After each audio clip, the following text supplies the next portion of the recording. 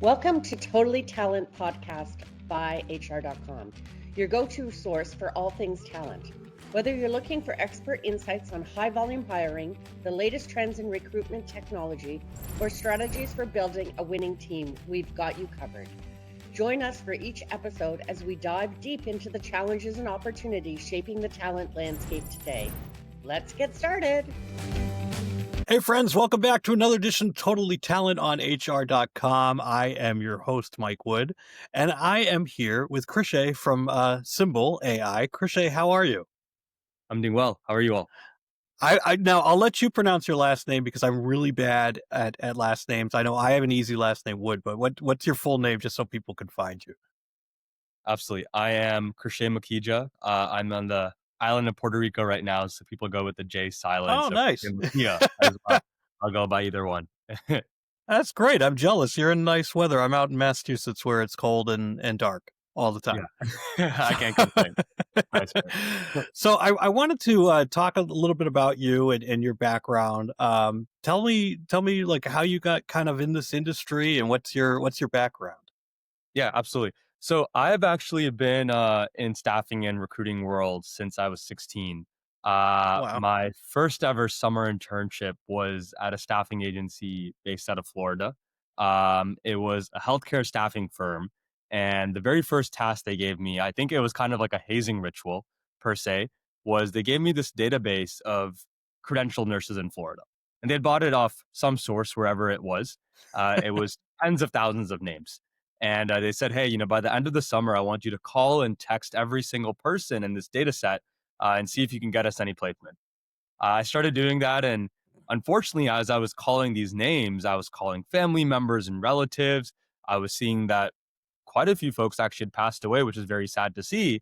But it was not the strongest data set, as you could say. So as I was making my rounds around these rows, going one by one, I said, hey, maybe we can use some automations and texting to just get through this entire data set and who's interested. So that was really my first foray into staffing and recruiting. I built this elementary automation which would text every single name on the data set with this little message. Hi name, hi Mike, how are you doing? My name is Krishay. I'm reaching out from X organization. Would love to see if you're interested in exploring opportunities with us. And then the second thing I would do was, whether it was 6 a.m. in the morning or 7 p.m. in the evening, the second someone said they were interested, I would hop on a call with them and just share what opportunities we had available. So that was my first foray into the recruiting and staffing world. Since then, it's just been a thread flowing across my professional journey.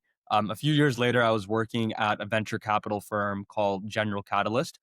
General Catalyst is one of the venture capital firms behind companies like Qualtrics, Eightfold AI, Stripe, Airbnb. So they have a really good mix of HR and a really good mix of artificial intelligence as well.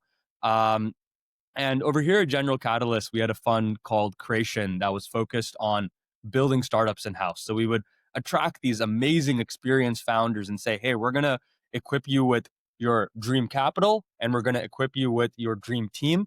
And together, we're going to create one of the more generational companies for the decade to come. And during that process, I was helping set up those dream teams, helping these folks find the AI talent and PhDs that they needed, the operators they needed, the go-to-market folks. So recruiting is something that I've been up to for a while. And, it's always been a very exciting part of my life. That's fantastic. I remember when I first started, so I didn't get my start in recruiting, but I got my start in press. So I would be the public relations guy, and I had a list of people that I would call and trying to get them to cover my stories. And yes, it's a little bit mundane and whatnot. If there was some automation back in the day, I probably would have opted for that too, instead of being on the phone nonstop. So tell me a little bit about Symbal and how you guys fit kind of into the HR tech recruiting ecosphere. Yeah, absolutely. So, while I was at this venture capital firm, I happened to meet my co-founder. He's this fellow by the name of Pranay Manocha. Pranay had just wrapped up his PhD at Princeton. And then for the last 2.5 years, he was leading voice AI efforts at Meta AI. And specifically, there was a very interesting mandate that he was working on that Meta had set up, which is this concept of safe AI. And I know it's a term that's thrown around a lot, but what safe AI meant in Pranay's line of work when he was at Meta was how do we ensure that AI systems, especially voice AI systems, there's a lot of variability in how AI can respond. But how do we ensure that the AI has a level of determinism and that the AI has a level of repeatability? So this was a very important topic for them over there. So when I met Pranay, I said, hey, I think as we think about recruiting as well, and as we think about how AI agents can be applied in recruiting, this was at the end of 2023. And at this point, there was a lot of AI being used for customer support, a lot of AI being used for sales use cases, but those are different fundamentally. In a recruiting experience, we need to ensure that candidates have equal, repeatable, and fair experiences. So we said, can we utilize whatever safe AI you were utilizing at Meta to essentially develop these AI interviewers, these AI recruiters that are going to give a fair and repeatable experience to all candidates? So we started off Symbal with building AI interviewers for some of the most compliant and regulated industries, starting off with the largest employer in Philadelphia, which was Penn Medicine, then moving on to some very large and established health systems in New York, to now even serving the city of New York, where essentially the Symbal AI system runs the first round screening interview. So screening questions, behavioral questions, star method on those questions as well.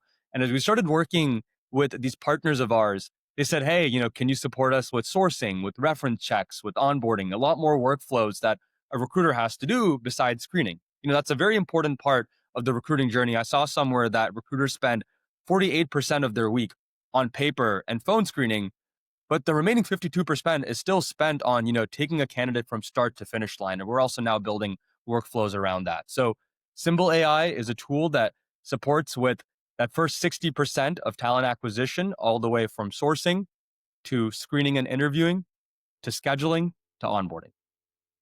I love that because I love that you're automating things that you would like if you just took a step back and you're like, what's a complete time suck for recruiters right now that you're just like, why are we still doing this? The phone screen is the number one thing on my and interviews, but interviews have already been tackled by AI. I think phone screens is going to be next because it is, mostly it's just a check. It's just, is this person a real person? Is this who they say they are?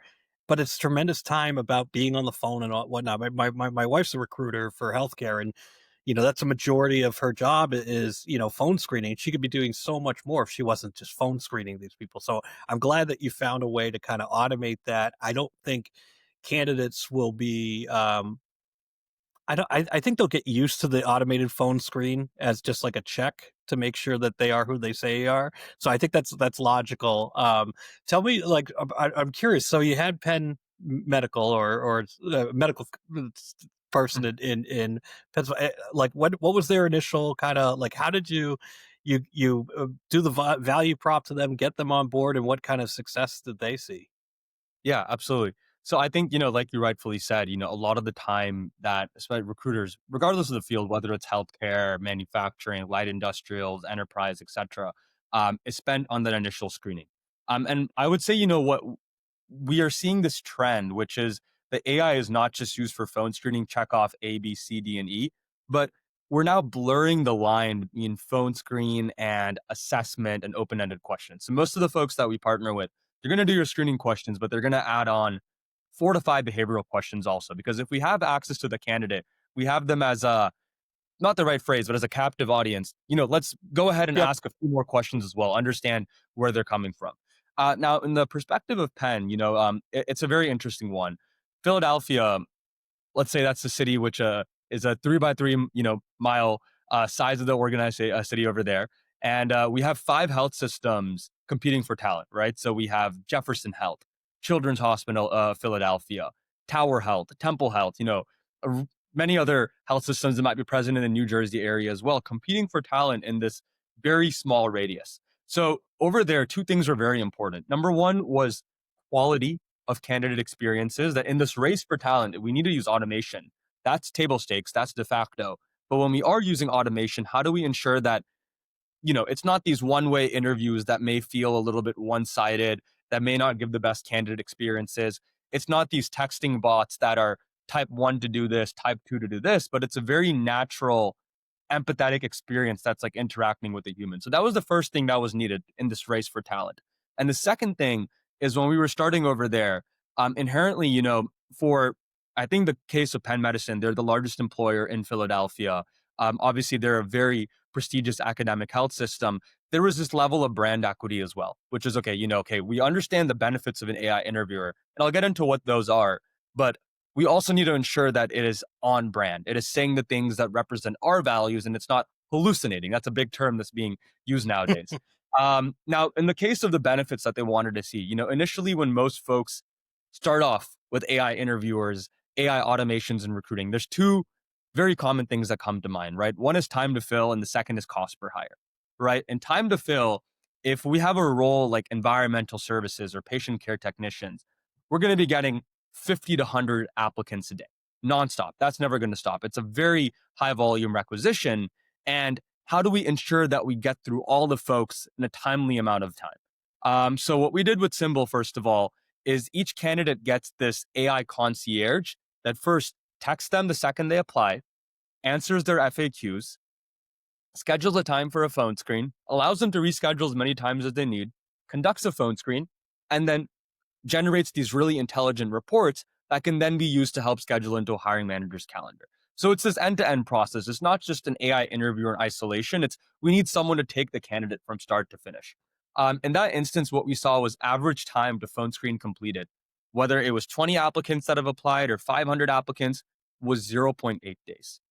So in less than 24 hours of applying, a phone screen is already completed. And obviously the downstream effects of time to fill, whatever that is, whether it's a 30% decrease or a 50% decrease, at least time to screen has the most minimal amount of latency possible. Second thing is cost per hire. People have different ways to measure that. I think, we're in a state now where if you're a recruiting team and you have a team of 20 recruiters, 40 recruiters, and you expect a level of recruiter attrition that, hey, every year, 2 or 3 people are going to leave. With AI now, rather than saying, hey, I'm going to let go of my recruiters, it's a hedge for attrition. That if folks do end up leaving, my current recruiters, I can supercharge their productivity so much that I don't feel that level of, oh no, what's going to happen? Who's going to fill these requisitions if some folks have to leave for some reason? So those are the first benefits we saw. Now, as we started doing this, to be completely honest, I never thought we would see an increase in retention or quality of hire. I said, hey, if we decrease the time, that's good enough. That's a win in our books. Yeah, the main value prop is time. Is time. But I think that's no longer the main value prop. For each role that we were working on, we saw a 17% increase in interview to hire rates and anywhere from a 3 to 8% increase in 90-day retention. Now, obviously, this depends on role types. This is more for frontline hourly type positions. But now when we go and we work with organizations where we're partnering and we're introducing Symbal over there, we're not a time to fill solution. We're not a cost per hire solution. We're a quality of hire solution. And there were 2 interesting reasons for this. One statistic I think that really sums it up. 27% of all candidates scheduled in non-traditional business hours, that means outside of 9 to 5. 50% of all hired candidates scheduled in non-traditional business hours, which means the best candidates are already employed 9 to 5, and we want to talk to them at 6 p.m. We want to talk to them at 7 a.m. where they're dropping their kids off. So nowadays, when we think about Symbal, we think it's a quality of hire tool. I think also you're hitting on this, I call it the easy apply effect. Like essentially, like, it was hard to apply for a job for so long that we've decided to make it easy, but now we have a problem with volume and there's too many people applying. But if you put that kind of, okay, for you to continue on the process, here's just a quick 20-minute phone call that you have to do or something like that, that at least like you get the people that are serious about wanting to work there. Exactly. Because there's just so much volume right now, and I don't understand how recruiters do it, and I think this is a cool like level of kind of reducing some of that. So as we move forward to the wonderful world of 2026, what do you kind of see happening in so what's top of mind for you in terms of where you see the market going next year? Yeah, absolutely. I think, my predictions for the market is I think there's going to be a fundamental shift in how we view the flow of talent.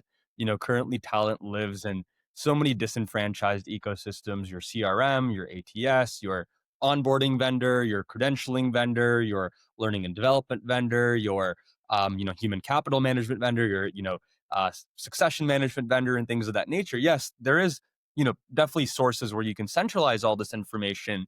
But when we think of what does a recruiter do? What is one thing that a recruiter has that 100 AI agents could not have? That's memory, right? Which is fundamentally, I can tell, hey, I spoke to Mike last year. He wasn't qualified for our whatever position is, let's say, intermediary product manager position. But he did tell me he's working on these credentials and he's applying to these jobs. And now I have my enrichment data and I can see on Mike's LinkedIn that he actually did complete those credentials and he actually did start a relevant role. And it's time for me to reach out to him again. But I don't need to do a net new reach out. I already texted him the first time when I dispositioned him and I invited him to our talent community network. So now it's a warm reach out, which is personalized, right? These are things that memory enables us to achieve. And I think fundamentally what we're working on over here is this memory layer that comes in when we think about recruiting. And what that's going to enable us to do is if we're able to touch a candidate all the way from before they even apply to a job, pre-sourcing, to talent attraction, to talent engagement, to screening, to a note taker on the first interview, to their first 90 days on the job where we're serving as an orientation and retention check-in layer. We're going to get so many rich interactions. I was talking to someone about this, one 20-minute conversation that I have with you with an AI agent or just over a Zoom call or whatever it is, I have almost 20 times the number of words compared to your resume and compared to any performance management reports I might have on you. So voice has introduced this new modality, which allows us to get so much context and information. And if we use that as a source of memory on our candidates, our past applicants, people we've had to disposition, and we couple that with a strong data intelligence layer, I think we achieve two things. Number one, we have one of the strongest sourcing engines that we can ever imagine on the enterprise level. And number two, it's these predictive analytics that are taken to the nth degree. And it's no longer with, the basic thing in machine learning is data in, results out. And your AI is only as good as the data you put in. If the data I put in is, only a limited number of words, I'm only going to get a limited number of predictions. But if I have this rich hours and hours of conversations with you and understanding of who you are, I can have a very good sense of where you're going to be in 1 year as well. So I think the future of this space is no longer AI just for automations, AI just for efficiency, but AI for retention, AI for sourcing, AI for driving revenue impact, not just cutting a cost center. And I think that's eventually going to help the candidates too, because there's a lot of things that, at least, in America, we're taught not to brag about things, or at least I was raised that way. So it's very tough to put things on your resume that don't feel like bragging, that like it's hard to put concrete results sometimes there. But if you had something to interview you can add in those like ancillary skills, soft skills, that type of thing to really get a better picture of who you are. And it's more data. So now you're not going to get 10 resumes that look exactly the same against the job description, and you're just hoping that one of them fits. You get a lot more data to work with, right? Absolutely. And I mean, even in a world where, for a lot of these universities, we work with their career centers and their departments, and, they're actively suggesting tools to students. It's a tough job market out there where you alter the contents of your resume to match job descriptions. So, in a world where 60 to 70% of all resumes are AI generated to match your exact JD, what's the source of truth now? And I think that just lies in conversations. That's as much or as close as you can get to a source of truth. Yeah.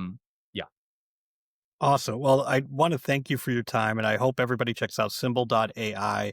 I'm looking forward to what you guys are doing next year. I think the voice component to what you have is a key differentiator, and it's definitely it makes sense. Just get rid of the phone and interview, get rid of that phone screen, and let's all move the step a little bit farther down the process. So this is great. So I want to thank you for your time, and I hope you have a wonderful rest of your week. Yeah. Thank you for your time. Hope you have a great Thanksgiving, Link. Thanks for tuning in to the Totally Talent podcast by HR.com. We hope you find today's episode insightful and inspiring. Don't forget to explore more episodes and discover valuable resources at hr.com/podcasts, where you can listen to all of our podcasts. Until next time, keep leading with purpose and making a difference in the world of talent.